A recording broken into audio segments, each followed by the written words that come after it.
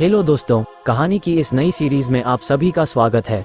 आज की इस कहानी का नाम है हैवान। यह एक भूतिया कहानी है, तो अगर आपको भी डरावनी कहानियाँ, भूत की कहानी या स्केरी स्टोरीज इन हिंदी सुनने का शौक है तो इस कहानी को पूरा जरूर सुने। हैवान में नीलेश और ये कहानी मेरी है। मैं भी कभी आप ही लोगों की तरह एक आम आदमी हुआ करता था, पर आज दुनिया मुझे पागल कहती है। जो लोग आते जाते मेरा हाल पूछते थे, वही लोग मुझे देखकर पत्थर मारते हैं, डर कर अपना रास्ता बदल देते हैं।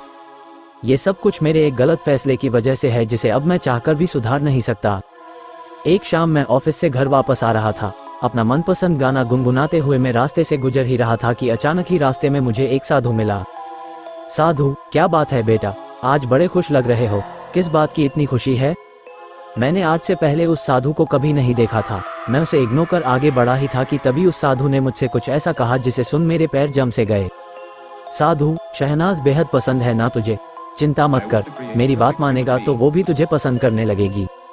साधु ने मुझे सुनाते हुए कहा, नीलेश, पर आप हैं कौन और आपको कैसे पता कि मैं शहनाज को बहुत पसंद करता हूँ? ना चाहते हुए भी शहनाज का नाम सुन मैं साधु से बात करने को रुक गया। मुझे इस तरह परेशान देख साधु मुस्कुराते हुए बोला, साधु, अरे नीलेश, परेशान क्यों होता है? मैंने कोई जादू टोना नहीं किया तुम पर, बल्कि शहनाज के बारे में तो तुमने ही मुझे बताया है। नीलेश, नहीं, पर मैंने तो तुमसे कभी बात नहीं करी, फिर ये कैसे पॉसिबल है?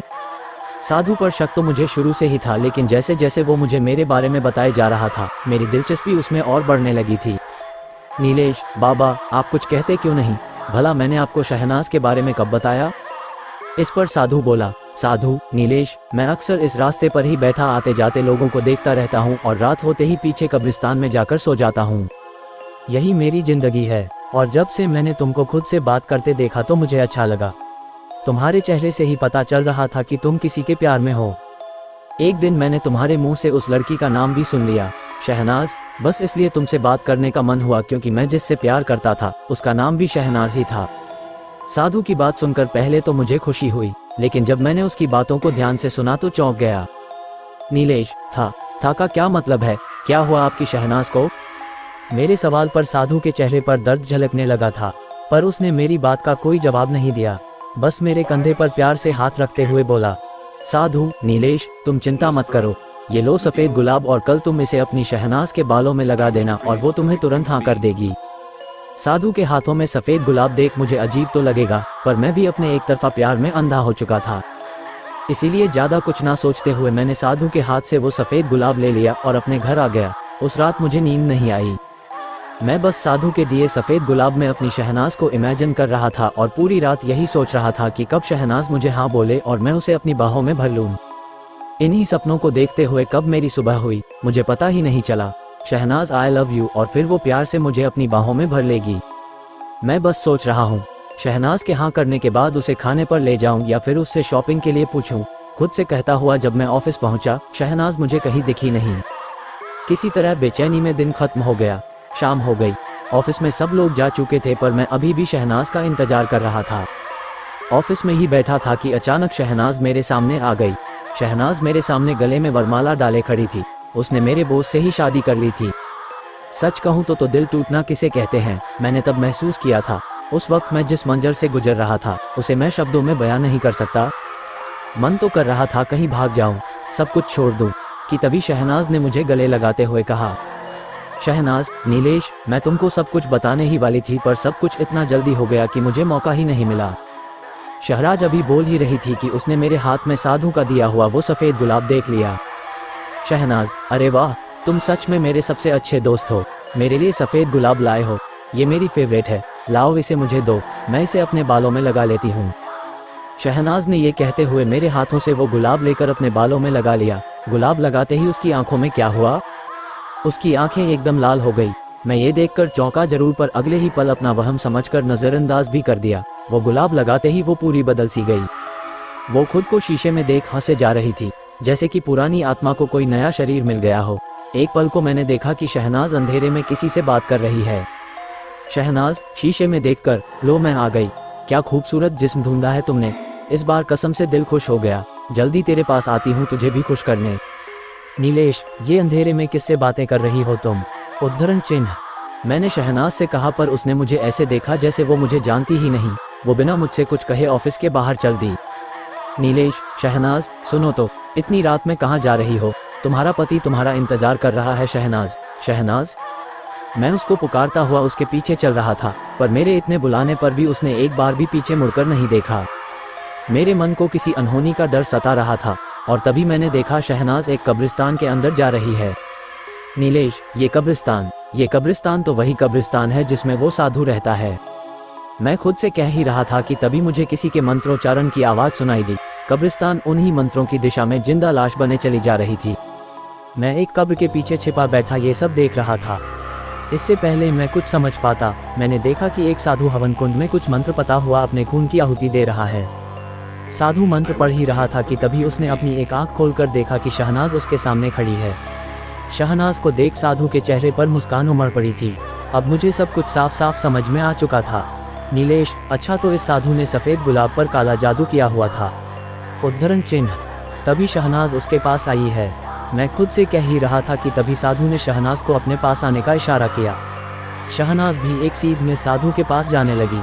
मैंने चिल्लाते हुए साधु से कहा, नीलेश, तो इस साजिश के पीछे तेरा हाथ है और तूने जो कुछ भी कहा वो सब झूठ था। उद्धरण चिन्ह। साधु मुझे गुस्से में देख मुस्कुराने लगा और हवन कुंड में फिर से अपने खून की आहुति डालते हुए बोला, साधु, इस संसार में प्यार जैसा कुछ नहीं होता। ये सब सिर्फ एक कल्पना है और कुछ नहीं। अगर इस संसार में कुछ वास्तविक है तो वो है वासना, सिर्फ और सिर्फ वासना। और हाँ, मैंने तेरे से जो कुछ भी कहा था वो सब झूठ था, बिल्कुल तेरे एक तरफा प्यार की तरह। अभी तो मैं तेरी आंखों के सामने ही तेरे प्यार को तार तार करने वाला हूँ। उद्धरण चिन्ह। इतना कहकर साधु ने शहनाज को अपनी बाहों में भर लिया। ये देख मेरे पूरे बदन में आग लग गई। साधु ने जिस हवन कुंड में अपने खून आहुति थी उसी हवन में से 2 साधु और निकले जो मुझे पकड़कर मेरा गला दबाने लगे। मैं अपनी आखिरी सांस के लिए भी साधु के बहरूपियों से लड़ रहा था। तभी मैंने देखा साधु शहनाज को अपनी गोद में बिठाकर उसके गालों को छू रहा है और उसके जिस्म को सहला रहा। ये वो पल था जब मुझे मेरे किए पर शर्मिंदगी होने लगी थी, क्योंकि शहनाज के साथ जो भी कुछ हो रहा था उसकी वजह मैं था। उस बेचारी को तो इस बारे में कुछ पता ही नहीं था। मैं साधु के सामने खूब गिड़गिड़ाया, नीलेश, अरे क्या बिगाड़ा है इसने तेरा? मैं तेरे हाथ जोड़ता हूँ। उद्धरण चिन्ह। मैं उससे शहनाज की भीख मांग रहा था, पर साधु ने मेरी एक ना सुनी। वो साधु अब शहनाज के जिस्म से कपड़े नोचने लगा था, जो मुझे किसी हाल में बर्दाश्त नहीं था। जिन साधुओं के बहरूपियों ने मुझे दबोच रखा था, मैं उन सबको अपने साथ घसीटता हुआ हवन कुंड की ओर बढ़ने लगा। शहनाज भी उस असली साधु की बाहों में किसी जिंदा लाश की तरह पड़ी हुई थी, जिसे वो साधु चूमने जा रहा था कि तभी मैं हवन कुंड के पास पहुंचा और उस हवन कुंड को एक लात मारकर उसे दूर फेंक दिया, जिससे उसकी आग जमीन पर फैलकर बुझ गई। आग के खत्म होते ही बहरूपिये हवा में लुप्त हो गए। साधु, दुष्ट, ये क्या किया तूने? तूने हवन कुंड की आग को ही फेंक दिया। तुझे पता भी है तूने कितना बड़ा अनर्थ किया है। उद्धरण चिन्ह। साधु मुझ पर चिल्लाता हुआ हाथ में चाकू लिए मेरी तरफ आ ही रहा था। मैं भी साधु को अपनी तरफ आता देख तैयार हो गया। उसके आते ही मैंने उस पर लातों और घूसों की बरसात कर दी। उसके मुंह से खून निकलने लगा। मैंने उस साधु के जिस्म की कितनी हड्डियां तोड़ी ये मुझे खुद नहीं मालूम। मुझे तो होश तब आया जब मेरे सामने वो गिड़गिड़ाने लगा और अपनी जान की भीख मांगने लगा। साधु, नीलेश, मुझे माफ़ कर दे मुझे। पर इतने पर भी मेरा गुस्सा शांत नहीं हुआ और मैं गुस्से से उसका गला दबाकर उसे जान से मारने ही वाला था कि तभी मुझे शहनाज की आवाज़ सुनाई, शहनाज, नीलेश, नीलेश। शहनाज अपने हाथ में साधु का चाकू लिए मेरे पीछे ही खड़ी थी। हवन कुंड की अग्नि के बुझते ही सफ़ेद गुलाब पर किया हुआ काला जादू भी खत्म हो गया और शहनाज भी होश में आ गई। उसने जब अपनी हालत देखी तो अगले ही पल से सब कुछ समझ आ गया था। वो पूरी तरह से टूट चुकी थी। उसकी आंखों में आंसू थे।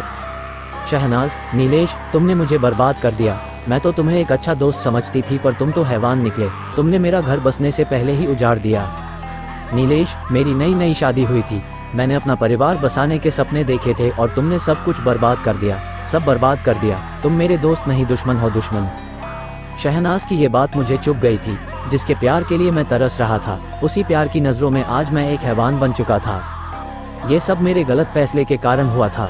मैं जान चुका था कि जो गलती मैं कर चुका हूँ उसे मैं चाहकर भी नहीं सुधार सकता। फिर भी मैंने कोशिश की और शहनाज को पूरी बात बताने के लिए उसकी तरफ बढ़ा ही था कि तभी शहनाज ने मुझे चाकू दिखाते हुए कहा, शहनाज, रुक जा हैवान। मुझे गंदा करने के बाद भी तेरा मन नहीं भरा जो तू फिर से मेरे करीब आना चाहता है। खबरदार, अगर एक कदम भी मेरी तरफ बढ़ाया तो मैं मर जाऊंगी, पर तुझे खुद को छूने नहीं दूंगी। नीलेश, नहीं शहनाज, तुम गलत समझ रही हो। एक बार मेरी बात तो सुनो। ये मेरे आखिरी शब्द थे जो शहनाज ने सुने थे। मैं उसे समझाने के लिए आगे बढ़ा ही था कि शहनाज ने मुझे अपनी तरफ आता देख आत्महत्या कर ली। अपने हाथ में लिए चाकू को उसने अपने पेट में घुसा दिया और दर्द के मारे तड़पने लगी। नीलेश, शहनाज, ये तुमने क्या किया? क्यों मुझे इतनी बड़ी सजा दे रही हो? शहनाज, मेरी बात तो सुनो। मैं शहनाज को संभालने उसकी तरफ बढ़ा ही था पर उसने मुझे खुद को छूने से भी रोक दिया था। शहनाज, नीलेश, खबरदार, अगर तुमने मुझे छुआ भी, मैं नहीं चाहती कि तुम्हारी परछाई भी मुझ पर पड़े। तुम एक हैवान हो हैवान। मुझे शर्म आती है कि मैंने तुम्हें कभी अपना दोस्त समझा था। इतना कहकर शहनाज मेरी आंखों के सामने मर गई। मेरे प्यार ने मेरी आंखों के सामने ही अपना दम तोड़ लिया, जिसकी वजह मैं खुद था। शहनाज की वो आखिरी बातें मैं बर्दाश्त नहीं कर पाया और दिमागी संतुलन खो बैठा। लोग मुझे देखकर डरते हैं, दूर भागते हैं, मुझे पत्थर मारते हैं, पर मैं इसी कब्रिस्तान में अपने प्यार, अपनी शहनाज की कब्र के पास पड़ा रहता हूँ। उसकी कब्र को छूता नहीं हूँ, उसे अच्छा नहीं लगता। बस दिन रात उससे माफ़ी मांगता रहता हूँ, इस उम्मीद में कि शायद किसी रोज़ वो मुझे माफ़ कर देगी। खुद को याद दिलाता हूँ कि मैं एक हैवान हूँ, सिर्फ एक हैवान जिसने अपने ही प्यार को तबाह कर दिया। ये हॉरर स्टोरी आपको कैसी लगी नीचे कमेंट में हमें ज़रूर बताएं। ऐसी और भी डरावनी कहानियाँ सुनने के लिए हमें सब्सक्राइब करें। हेलो दोस्तों, मैं हूँ आपका अपना दोस्त सुनील। यहाँ मैं कुछ अनोखी कहानियों के साथ आपका मनोरंजन करूँगा। अगर आपको हमारी हिंदी स्टोरी पसंद आए तो हमें सपोर्ट करें और अपना प्यार बनाए रखें।